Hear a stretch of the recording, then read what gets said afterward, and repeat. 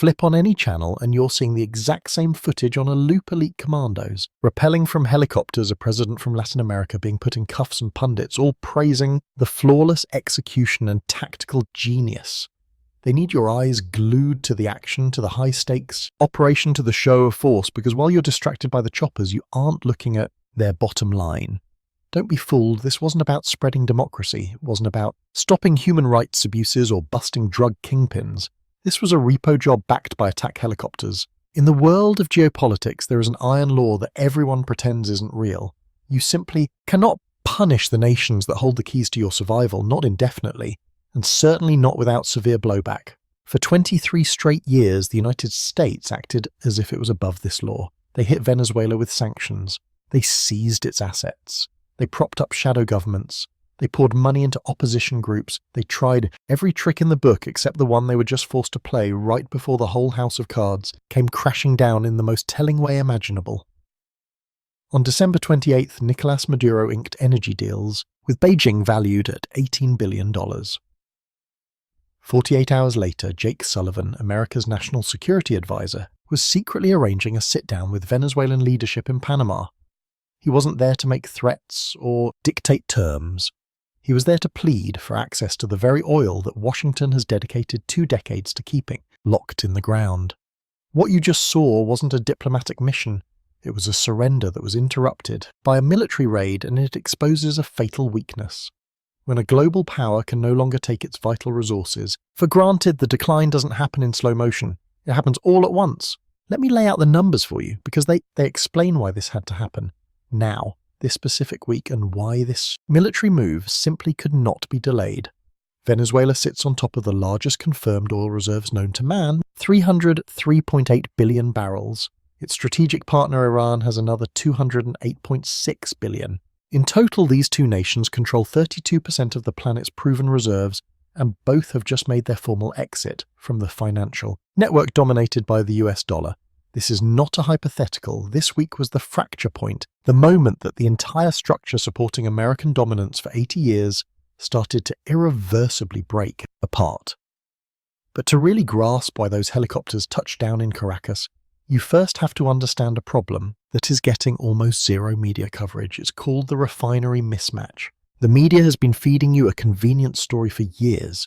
They claimed the shale revolution had made America totally energy independent. They boasted that the United States was the biggest oil producer in the world, which meant it could finally stop worrying about what happens in the Middle East or South America. This is a half-truth, and in this high-stakes game, a half-truth is a total lie. Yes, the United States pumps out an incredible amount of oil, but it's light, sweet crude. Think of it as champagne, it's bubbly. It's light, it costs a fortune to get, and it's completely incompatible with what America's refineries were designed to handle. Here's the critical flaw in the system. The huge refineries in Texas and Louisiana, the industrial heart of the nation's energy supply, were constructed half a century ago. Their machinery was engineered to process heavy sour crude oil, the thick, almost tar-like oil that you get from places like Venezuela and the Middle East. So America is bottling champagne, but its entire economic engine runs on diesel. For decades, the fix was to just import the heavy crude they needed from Saudi Arabia. But that entire relationship is now functionally over. Saudi Arabia is no longer America's personal filling station. Riyadh is choking off supply to keep prices sky high. They are joining BRICS. They're ignoring phone calls from the White House. The Saudi Crown Prince has been abundantly clear he's finished with his role as a client state. That left the United States with a brutal math problem. The country was physically running out of the exact grade of oil required to prevent its own refineries from shutting down. And what's worse, they'd already cashed in their only insurance policy. Over the last 2 years, the current administration bled the Strategic Petroleum Reserve dry. The SPR is supposed to be for a major war or a genuine national catastrophe. It was never intended to be used to buy votes by pushing down prices at the pump right before an election. But they did it anyway. They opened the valves and flooded the market with millions of barrels to put a cap on prices. But now the bill for that decision is due. The Strategic Petroleum Reserve is at its lowest point since 1983, holding just 351 million barrels. That is the reality. Under the current administration, a massive 180 million barrels were drained in 2022 alone. just to wrestle down prices after the conflict in Ukraine kicked off. And here's the thing, those barrels were never put back. The International Energy Agency is now forecasting a daily supply gap of 1.2 million barrels for 2025 if the situation with Iran gets hotter and the Russian sanctions stay locked in. Faced with this, Washington pulled out the world map. They started hunting for suppliers of heavy crude. Canada is already producing at full tilt. Russia is not an option. They are sanctioned and adversarial. Saudi Arabia is playing hard to get, leaning more and more towards Beijing. That chain of elimination left just one viable source, the unbelievably vast heavy crude fields in Venezuela's Orinoco Belt. Let's look at Venezuela. Right now they're pumping out 780,000 barrels a day. With Chinese technical oversight and Russian capital, that output could skyrocket to 1.4 million barrels a day in under 18 months. But here is the massive roadblock that set this whole crisis in motion. Every drop of that oil is already spoken for. Beijing inked deals with Venezuela to prepare pay for oil totaling $62 billion between 2007 and 2024. On top of that, Russia extended another $17 billion in credit, all secured by future crude shipments. And then there's India, which couldn't care less about American sanctions, and is now buying 340,000 barrels every single day of that Venezuelan crude, refining it and then shipping it straight to Europe relabeled as an Indian product. The United States rolled out 4 distinct strategies to break this economic siege. Every single one of them failed spectacularly. The first plan was to apply maximum pressure using sanctions. That backfired because Venezuela simply built new export channels that operate completely outside of the SWIFT banking system, using ships with decoy flags, accepting payments in yuan and utilizing refineries in Malaysia. Washington learned a hard lesson: sanctioning paperwork does nothing to stop the physical movement of oil molecules. The second strategy was to force regime change through local proxies. They poured millions into backing Juan Guaido, even calling him the legitimate president, despite the fact he never had control over a single army base. By 2023, his own allies in the Venezuelan opposition had walked away from him. America's recognition of his presidency became a global laughingstock. The third strategy was to isolate them diplomatically. That flopped because 134 nations never bought into the Guaido fantasy. Across Latin America, key players like Brazil, Colombia and Mexico re-established full diplomatic ties with Caracas between 2022 and 2024, completely brushing off Washington's complaints. The fourth strategy involved conditional licenses, giving companies like Chevron a very limited green light to operate within Venezuela, but always with serious conditions attached. This is falling apart as we speak because Maduro figured out the core truth: you can never trust American deals that are really just designed to be control levers. And then came the move that lit the final fuse: the currency war. Intelligence briefs, the kind the mainstream narrative conveniently ignores, revealed that Caracas was getting ready to deploy what financial insiders were calling their nuclear option. Venezuela was about to formally link its energy economy to China's own international payment network known as CPS. They were getting ready to value their entire oil reserve, the largest on the planet, not in US dollars, but in a new basket of currencies spearheaded by the UN and backed by physical gold. Had they done this, it would have sent an undeniable signal to the entire global south. It would have been proof that a country can control immense natural resources entirely outside of the American financial empire and still thrive. From Washington's perspective, this was a threat to their very existence. Let me break down why this is such a big deal. The US dollar has no gold backing. That ended back in 1971.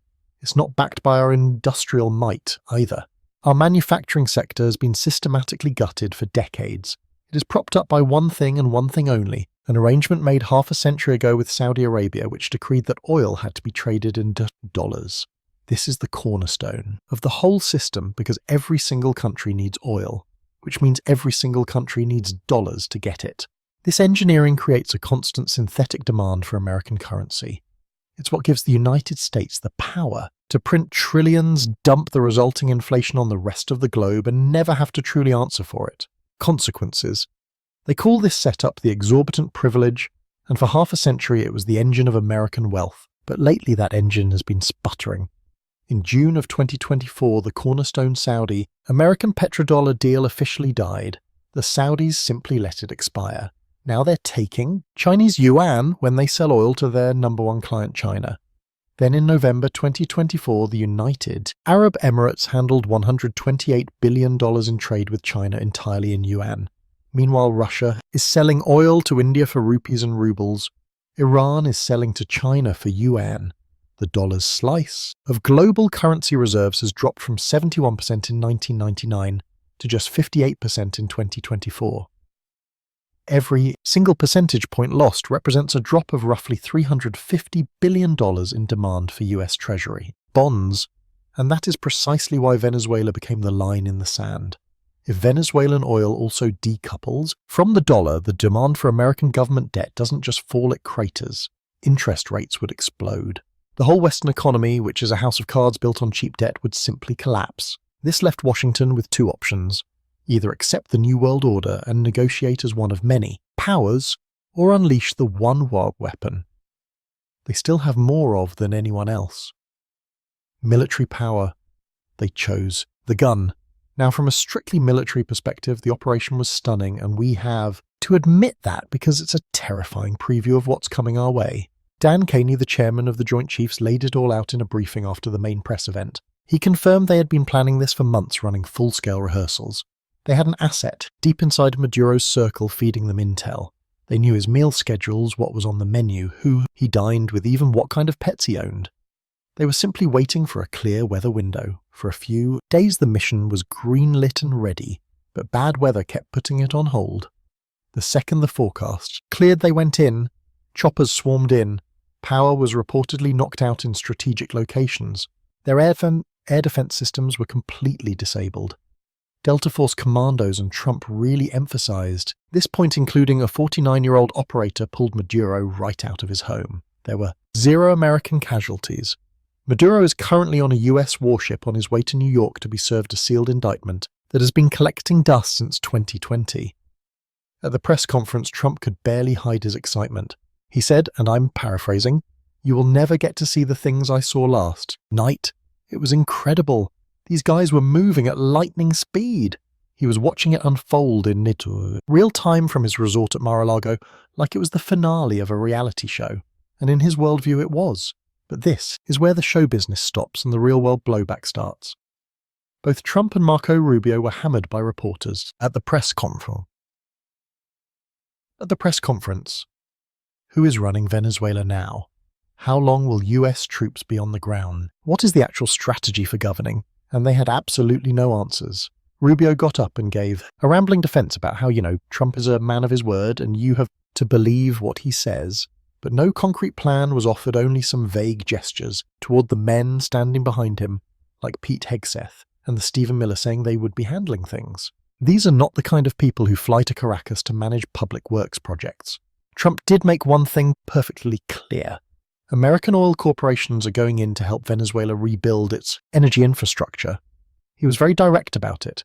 He called their production levels pathetic, considering their vast reserves, and promised that American expertise would fix it.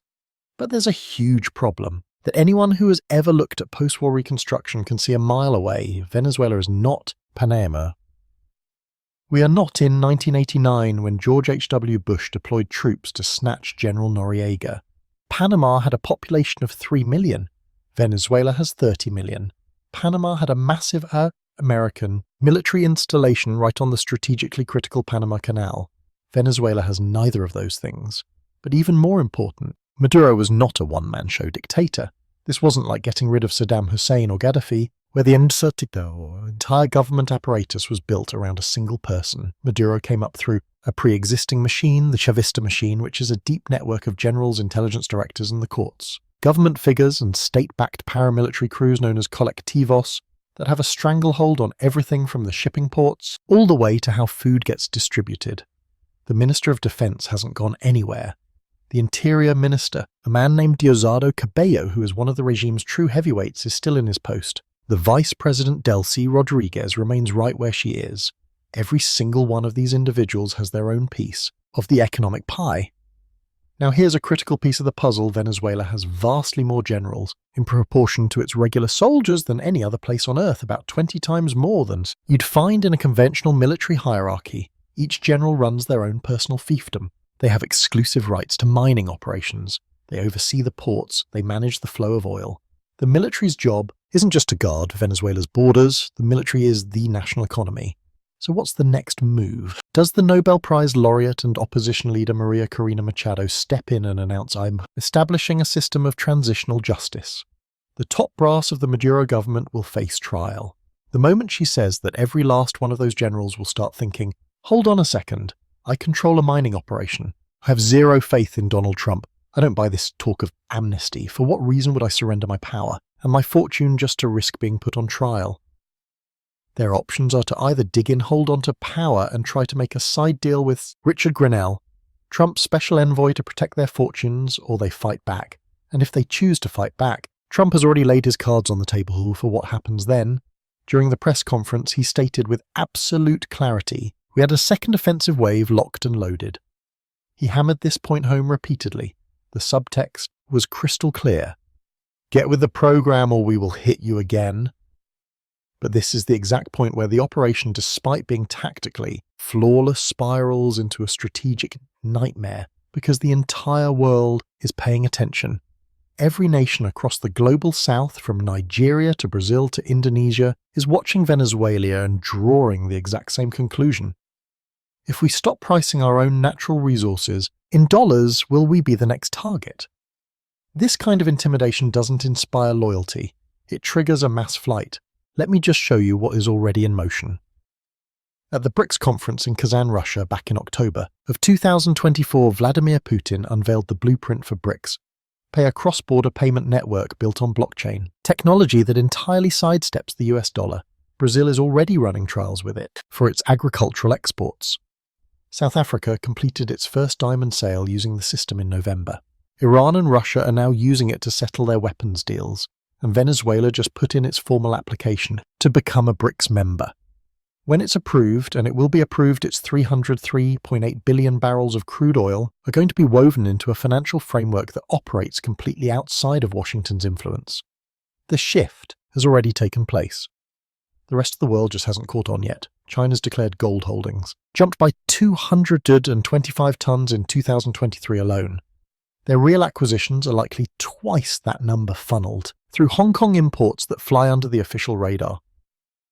Russia was totally cut off from the SWIFT system in 2022, their countermove. They built the financial message transfer system, which now handles 30% of Russia's internal payments and is expanding with 159 financial bodies in 20 nations now connected. China rolled out its KEPS platform in 2015.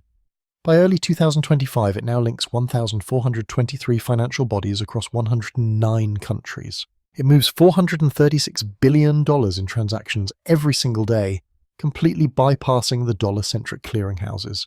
The expansion of BRICS in 2023 brought in Saudi Arabia, Iran, the United Arab Emirates, Egypt, and Ethiopia.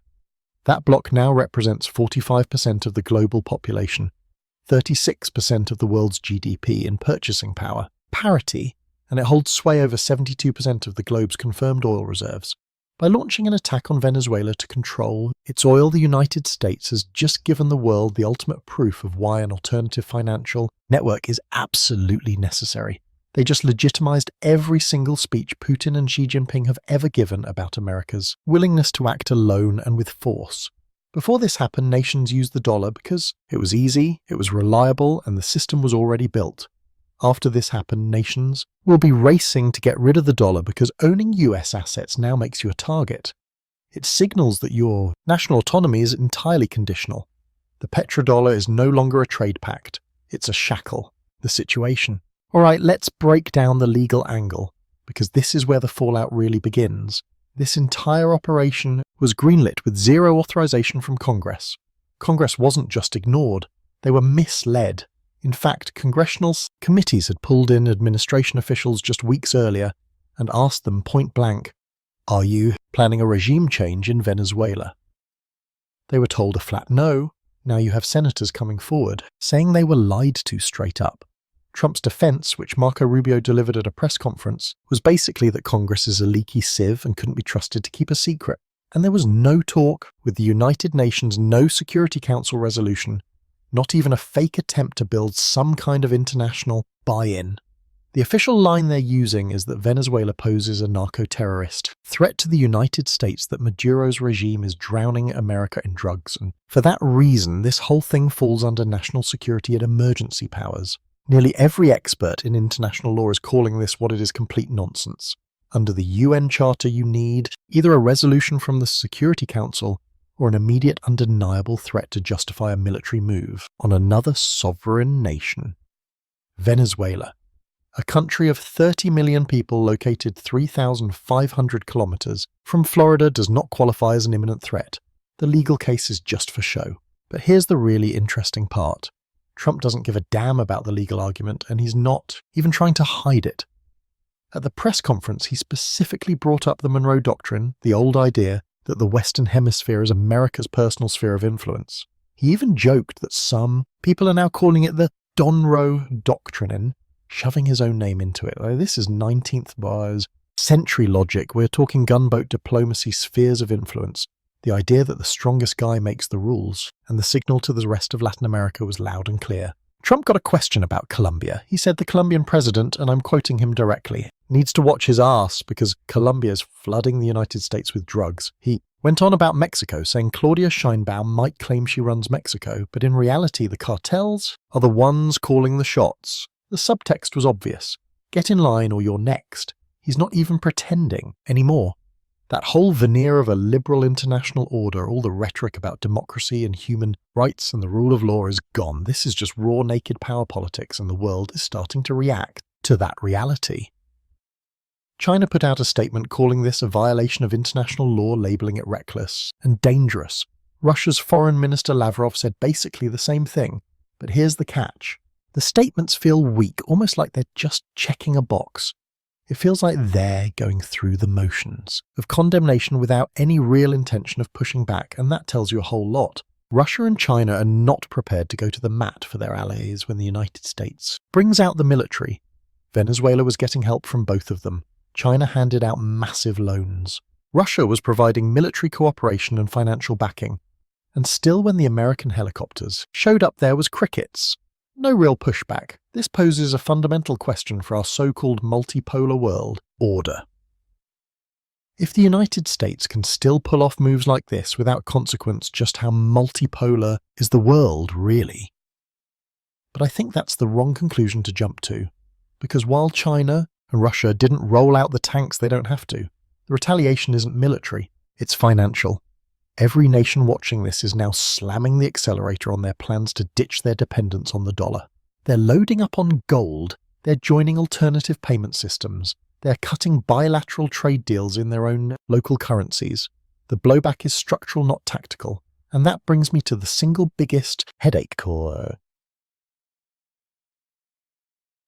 facing the United States right now. What happens the day after? You can find think tank papers stretching back a decade about what-if scenarios for regime change in Venezuela. Brookings, the American enterprise, institute you name it, dozens of war games and policy simulations, and every single one of them flags the exact same problems. First off, what do you do with the people from the old regime? In Iraq, they just broke up the Ba'ath Party and cleaned house, firing everyone. What followed was a full-blown insurgency. If you go after too many Venezuelan generals and officials with prosecutions, you're just manufacturing a resistance. But then, if you grant them all a pardon and let them hold on to their mining deals, 80% of the Venezuelan people will ask, what was this all for? Next up, what's the plan for the colectivos? We're talking about paramilitary forces, somewhere between 200 to 300,000 people who manage food supplies, neighborhood policing, and have been armed to the teeth for years. They aren't hiding in some jungle. They're embedded in the cities. Standard procedure says you have to demobilize and get their weapons. In Colombia, that process involved just 14,000 FARC fighters, and it took ages. In Venezuela, the number is closer to 300,000. The sheer scale is on a totally different level. Third is the issue of infrastructure. Venezuela's oil sector is in ruins. Thanks to years of neglect and crippling sanctions, the power grid is a joke. Water infrastructure is collapsing. Just getting oil flowing again at any significant level could take 5 to 10 years, and that's with American corporations stepping in. The fourth problem, governance. Who is actually going to run things Trump got? Hit with this question directly during the press briefing. He fumbled it with no solid response. He just sort of pointed to the group of people behind him saying, these guys have it covered. But let's be real, Pete Hegseth Marco, Rubio and Stephen Miller are not about to start managing Venezuelan public utilities. The underlying belief seems to be that Maria Corina Machado and her opposition party will just step in, but her name has hardly been a focal point. Trump's tone was noticeably chilly when he did bring her up, and now for the detail that ought to make everyone's blood run cold. Trump let it slip that Marco Rubio had opened a line of communication with Delcy Rodriguez Maduro's own vice president, a key figure in the regime's core leadership. This hints that the US might be looking to broker an arrangement with the existing power players just without Maduro. Put a new figurehead in charge, but leave the old machine running, provided they play ball by selling oil for dollars and letting US firms back into the country. If that's the play, then this whole thing was never about freeing Venezuela. It was just a management change. And here is exactly why that strategy could blow up in their faces, because if the same generals, the same judges, and the same collectivos remain in their positions under a different logo, the people of Venezuela who are celebrating Maduro's ouster will feel utterly betrayed, and they'd be right to feel that way.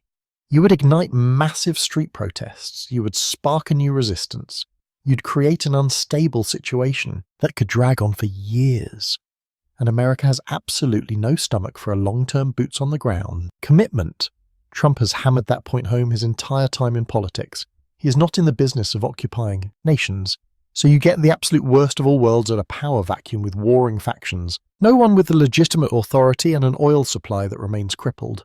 All the while, Trump will claim a huge win stage, a press event with dramatic footage from the operation, and then pivot to the next big news cycle. The fallout, however, will just keep spreading. Consider the message this broadcasts to every other nation sitting on valuable natural resources. If you're a leader in Riyadh watching this unfold, what's your takeaway? You realize that your oil reserves paint a target on your back if you ever step out of ritual line with Washington's agenda. So what becomes your strategy? You start diversifying your assets. You shift your wealth into things. The US can't just take gold yuan property in neutral countries. You fast-track your application to join BRICS. You create backup payment networks. You do everything you can to untangle yourself from the American financial web as fast as humanly possible. This isn't just a hypothetical. That same calculation is being made right now in the UAE, in Kazakhstan, in Nigeria, and in Indonesia. Every nation whose economy runs on oil is paying close attention and recalibrating. Trump imagines he's guaranteeing America's energy future.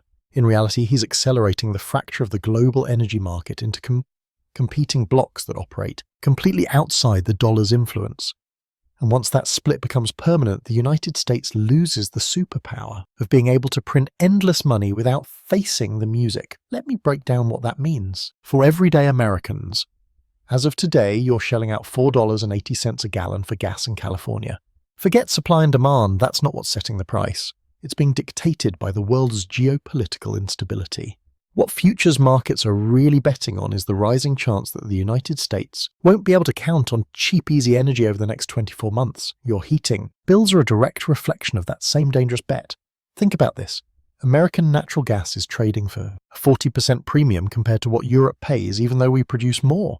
That's because Europe invested in LNG infrastructure, giving them options. The United States, however, is chained to its domestic pipelines, while at the same time punishing the exact foreign producers who could help stabilize everything.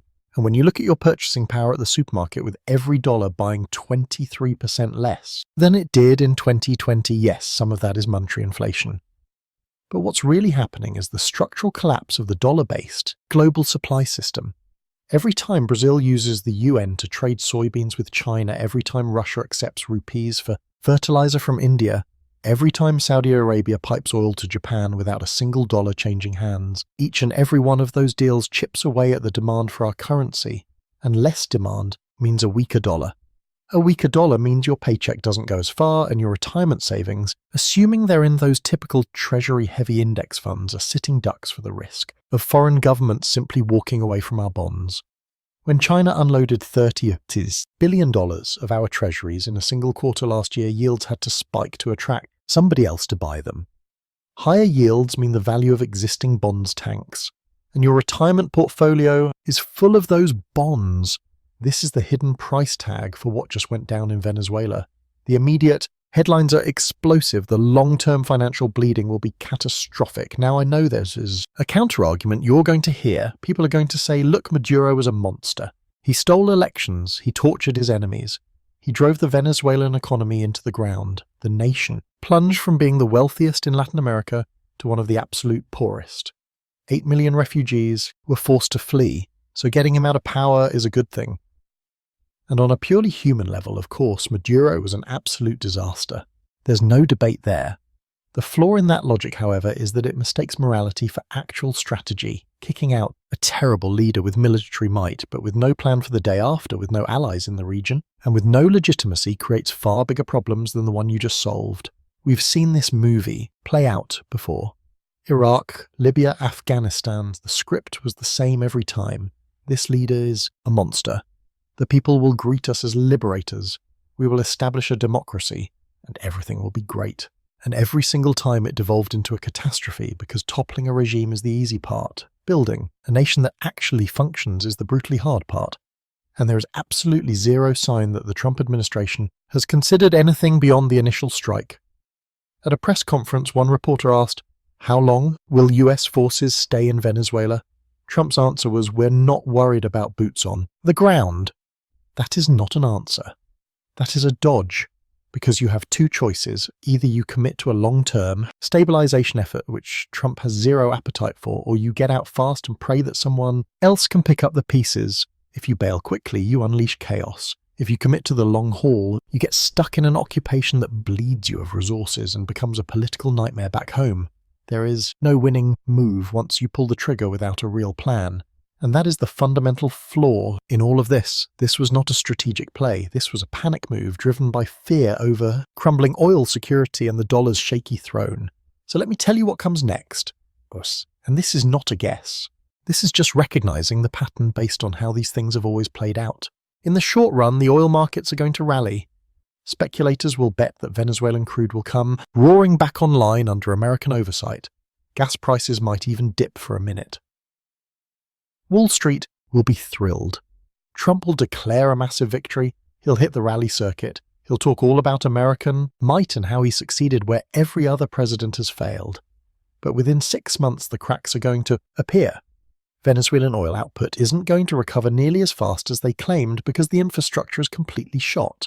Is in way worse shape than they are letting on, all because the generals who are running the oil fields have either vanished or are now actively throwing wrenches in the works, since none of the workers have faith in the new leadership. You're going to see the Colectivo start a campaign of low-grade resistance, not a full-blown insurgency. Not yet, but just enough chaos to make governing impossible.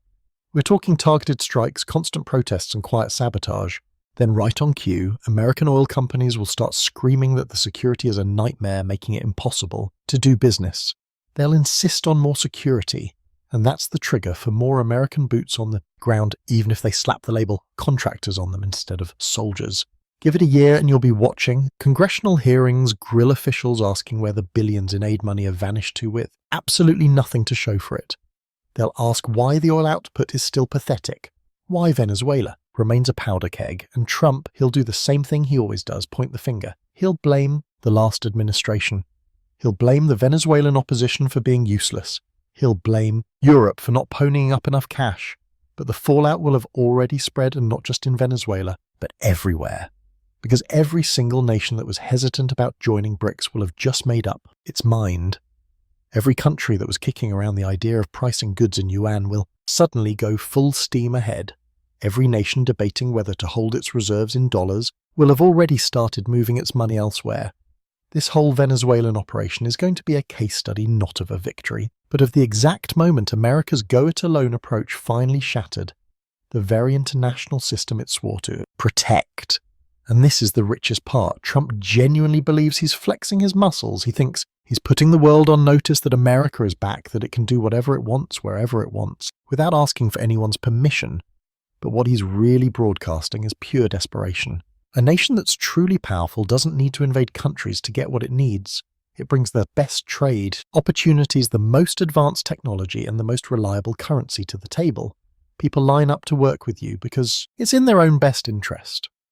The second you have to use the military to get your hands on oil, when you have to start bullying your neighbours when your only move is to rip up the rulebook and run on. Raw force, that isn't a show of strength, that is the behaviour of a fading power that can't hang in a fair competition anymore. And the entire world sees it. China sees it, Russia sees it, India sees it, Brazil sees it, hell, even our so-called allies like France and Germany see it. They just won't admit it out loud yet. The Venezuelan operation has backfired spectacularly. The whole point was to lock down America's access to oil and cement the dollar's supremacy.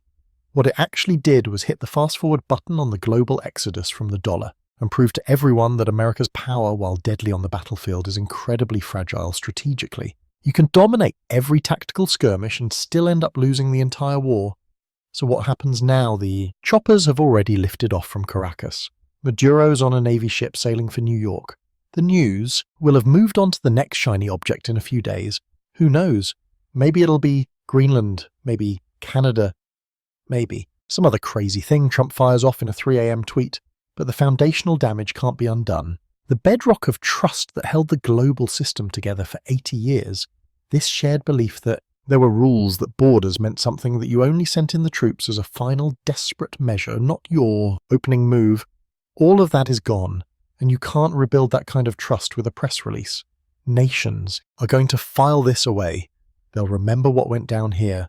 They'll remember that when a nation rich in oil tried to step outside the dollar's orbit, American commandos showed up in the dead of night, and they're going to plan for that reality. The age of the petrodollar is closing, and it's not because of inflation or Bitcoin or any of the other distractions the talking heads on TV go on about. It's closing because the United States just showed the world that the system isn't a partnership for mutual benefit anymore. It's a system run by force, and in the long game, force always costs more than friendship. You can intimidate your way to compliance for a little while, but eventually the world just builds new roads that go around you. They're building alternative frameworks. They're forging new allegiances. They're finding workarounds to the old roadblocks. This isn't theoretical, it is already in motion. What happened in Venezuela simply ripped the curtain back, making the whole thing impossible to ignore. This empire isn't going out with a bang. It's a slow-motion decay happening one bad policy at a time, one lost ally at a time, one fractional point shaved off the dollar's reserve status at a time. And the architects of this decline, the ones smiling for the cameras and claiming short-term wins, either have no clue what the endgame is, or they simply don't care because the real fallout won't hit until they're enjoying a comfortable retirement. But that fallout is coming. It's a law of nature. And when it lands, when oil is no longer priced exclusively in one currency, when government debt auctions start to fail, when the dollar's world dominance erodes by another 10 or 15%, and when inflation comes roaring back to life. Because that global demand for our currency has evaporated, the ones who'll absorb the blow won't be the generals or the policymakers. It's going to be the very people tuning into this broadcast. Folks trying to handle rent by food, sock away, something for retirement, and map out a future that feels more and more like a lottery. That's the untold story behind all the military hardware. That's the shell game they need you distracted from while you watch the fireworks. The whole play in Venezuela was never about democracy. It was never about human rights. It wasn't even fundamentally about Maduro. It was about a global financial apparatus that is on its last legs and an empire willing to burn it all down just to keep the machine running for a few more years. But here's a secret: you can't fight a fundamental economic shift with military force. You can postpone it. You can make it bloodier. You can guarantee that when the dam finally breaks, the flood is more destructive and agonizing than it had to be. But you cannot stop it from breaking. The world is reconfiguring itself. New networks are being built, new partnerships are solidifying, new monetary systems are rising, and the very nation that could have steered this change, that could have moulded it to preserve its own standing and secure its future, has instead decided to wage a losing war against it. That is the ultimate tragedy. It's not that things are changing. Change was always in the cards. The tragedy is how much rougher the road ahead of is going to be for every single one of us. So watch what's really happening in Venezuela, not the talking points, but the facts on the ground. See if their oil industry actually gets back on its feet. See if foreign firms can even operate there safely. See if whatever new regime takes over commands any real respect from the Venezuelan population. See if other South American nations fall in lockstep, or if they start playing both sides. Keep an eye on whether Saudi Arabia hits the gas on its integration with the BRICS nations. Watch for any headlines about China locking in new resource deals, priced in yuan. Those are the breadcrumbs that lead to the truth, because the show of force was just the opening act. The real plot is what happens next. And if you look at any chapter in history, what happens next is bound to be far more complex than the people currently at the controls have the capacity to manage.